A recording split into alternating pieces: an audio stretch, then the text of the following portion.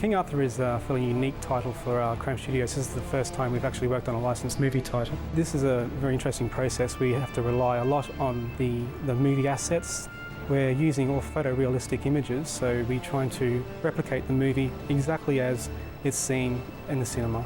What's been really great is working on this project is taking the script, seeing the dailies as the movie unfolds, and delivering a game now that actually plays like the movie. The level of detail that has gone into this, the making of this game, is just beyond me, really. It's been a real eye-opener. It's almost as detailed as making the movie itself. Firstly, we started with a small team that was sent to Ireland, where the actual King Arthur movie was being shot. And that included photographers to take reference photos of actors and environments. It was interesting to see when you're walking around over there the number of people that would say, "Oh, you're working on the game, that's so cool. It'd be really nice to be working on the game instead of working on the movie." And you come back here and the number of guys that say, "Oh, it'd be really nice to be working on the movie instead of working on the game." The attention to detail has been so meticulous to completely mirror and match what we're doing on the field. It's like the costumes have been handmade for us, and the weapons have been handmade for us, basically. The way that people have been scanning faces and then paying attention to the costumes, paying attention to the weapons, paying attention to actually each individual's fighting style, because every character thinks and reacts and fights differently. The intelligence of the characters is all there. They try and react like real people, so you're walking around and you feel like these characters are thinking and they're attacking you as if they really want to do you damage. In order to render the game characters as accurately as possible, we had the 5 main characters from the film facial scanned, and we also took a lot of motion capture information from both the stuntmen and also the horses for combat in the game. I didn't realise how much work was actually involved. I thought, yeah, here we go along, put a few dots on us, walk about a little bit, do a little fight and go home. But every little detail's kicked up, which is great, I think. I mean, if it enhances the game, that's fantastic. Once all that data was collected, our animators and modelers took that information and created characters that followed the film actors as much as possible. From what I've seen on set and so on, and what the guys have been doing, it seems like there's a huge amount of attention to getting all of the action in the movie, which is obviously a major component of the movie, into the game, and all of that detail, the movement, the horses, the fighting, you know, down to the faces.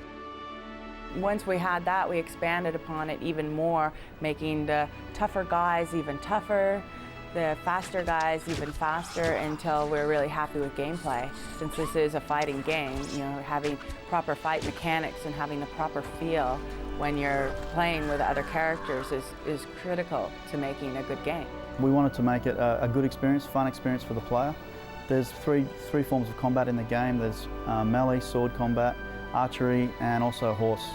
Horses are probably unique to King Arthur, I think, of all combat games that are out there at the moment. It's probably the best rendition of horse combat there is. Everything about the horse is a sort of smash and grab, raid and destroy sort of vehicle, basically. And one of the nice touches about Dagonet's character is that he believes in a kind of reincarnation. He believes that horses themselves are the souls of ancient warriors who have come back to carry warriors into battle. Making a horse playable as a weapon was a really fantastic challenge for me, because like any character in game, you have to make it work with what plays right. And we fabricated a few ideas of making the horse a little bit more interactive with the environment, even more so than a real horse would be. Someone in Hollywood once remarked after Final Fantasy came out that so that's the end of us as actors. I mean, all you have to do now is just scan someone. I could write the lines for them, and the gamers could create the drama, and we're out of jobs. It's almost getting to a frightening stage. I think actors should start getting really worried. I think it's going to be great fun playing. It's great fun doing it. This is a new generation, and it looks so real. I only hope that you make me survive. We've got some fabulous coders here, some fabulous animators and artists, and I think everyone's taken that on board and seen it as a really good challenge. It was great having access to the motion capture and facial scan data, but I think it was the team and their talent that really made the game shine. It was a great honour for us to be approached and offered the King Arthur project. It's also shown what respect we have in the international development community, that a property of such high profile would be given to somebody in Australia. It really is a big coup for the studio, and we're really proud to be associated with it.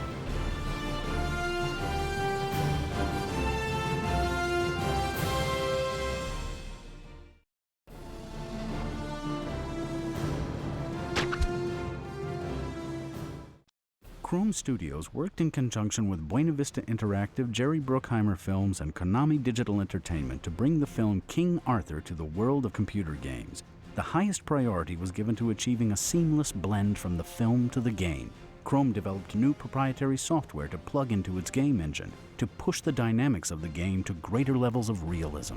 Head scans were made of the principal actors and integrated into Chrome's character animation pipeline. Detailed plans of the major props and sets from the film were used to accurately reconstruct entire environments in the game. In some cases, the team at Chrome were able to expand on the film and build a lot of architecture not seen in the movie. The film's script is broken down into gameable moments, and then a concept document is created to outline the approach to the game. Time of day, points where film and game blend, gameplay and storyline are all taken into account. Particular attention was paid to the other stars of this epic tale. From an early stage, it was decided that the horses in King Arthur would not only act convincingly, but also could be used in combat. Motion capture information was used as a starting point for specialist animators to bring the horses to life. As always in an endeavor such as this, reality is pushed beyond its limits to achieve a more heightened and interactive experience for the person playing the game.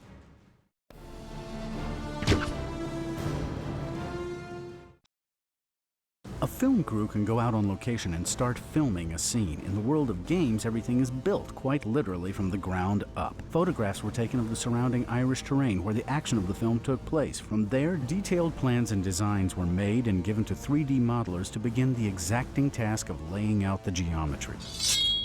Because development of the game happened in tandem with the production of the film, communication between film producers and game producers was vital. A steady flow of information between Buena Vista Interactive, Jerry Bruckheimer Films, Konami, and the team at Chrome Studios ensured that up-to-the-minute changes could be made as the film evolved. With combat having a central role in the game, a number of approaches were taken to give the characters convincing styles and techniques.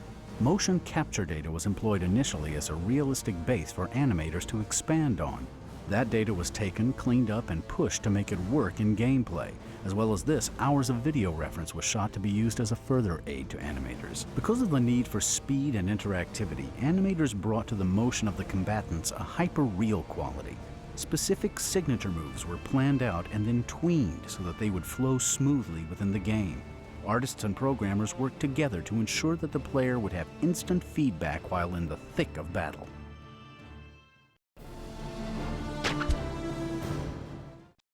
The Marius Estate environment posed specific opportunities and challenges. Originally in the film production, the entire estate was intended to be built on location. It was decided by the makers of the film that only a partial set needed to be constructed, completing the rest with visual effects. In the game, the entire set could be created as it would have appeared using the original plans. An exacting attention to detail meant that all sets and props were constructed using real-world parameters. Designs from both the film production as well as Chrome's own in-house design department were used to fill out the architecture and surrounding terrain. Overall color palette and ambient lighting were given careful consideration to help integrate game and film footage. A range of different effects were then introduced to further enhance the environment. Water, fire, and snow were all created with a combination of advanced particle systems and animated texture strips.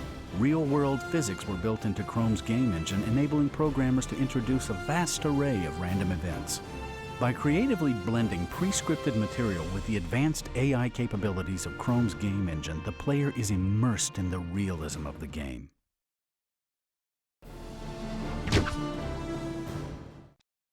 As the boundaries between film and games continue to blur, game cinematics have become increasingly complex. On King Arthur, the challenge for the team at Chrome was to find a way to construct gameplay around the events seen in the movie. A series of blends from original film footage to pre-rendered cutscenes to in-game syncer scenes were used to propel the story. At first, all sequences to be put into cutscenes were carefully storyboarded and checked against the most recent edit of the film. Character models and environments were modified to be used in the pre-rendered scenes. Syncer scenes were then generated by Chrome to create the final blend into the game. Based on the head scans made for the principal actors, a complex rig was devised to animate facial expressions. Careful note was made of the performances by the actors in the film to ensure that the digital actors kept in character. Cloth simulation for capes and robes was used for dramatic effect to add a greater degree of realism. Finally, color grading and 3D camera matching anchor the game's cinematics to transition points in the finished film. In King Arthur, our heroes are pitted against some pretty formidable foes. Earlier in the game are the Woads, named for the type of war paint they wear, as well as mercenaries. Finally, we do battle against the invading Saxons. A vital component in bringing these adversaries to life are the textures. Chrome's texture artists spent a great deal of time experimenting with a number of different approaches for the villains in King Arthur. It requires a great amount of skill and experience to get the most out of the technological limitations inherent in creating an entire world. Textures are placed on a 3D mesh using a coordinate system called UVs. This system effectively allows the artist to paint in three-dimensional space. The addition of props such as siege engines in the final battle scenes greatly enhanced the tension and drama. While some designs from the film production were used, additional siege engines were created by Chrome's in-house design department. These were designed to increase the number of gameplay options available to the player while keeping as historically accurate as possible. Once again, Chrome's game engine was called upon to introduce real-world physics into the game. Chunks of ice were pre-split by modelers, then handed over to programmers to complete the final effect.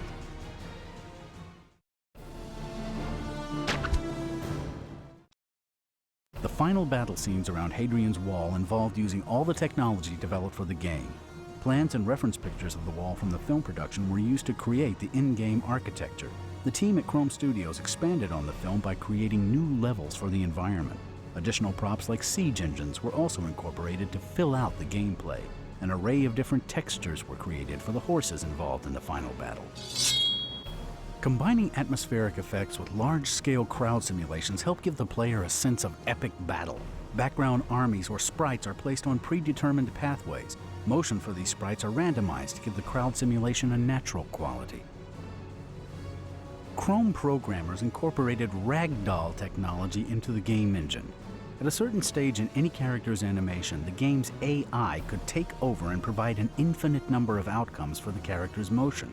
The use of advanced AI in Chrome's pipeline will continue to be developed for future games. With King Arthur, Chrome Studios faced new challenges integrating gameplay with film cinematics. A great deal of effort went into meeting these challenges so that the film experience would be enhanced by playing the game. Ultimately, the goal for Chrome is that the player isn't aware of any of this. He or she is too busy hacking away at Woads.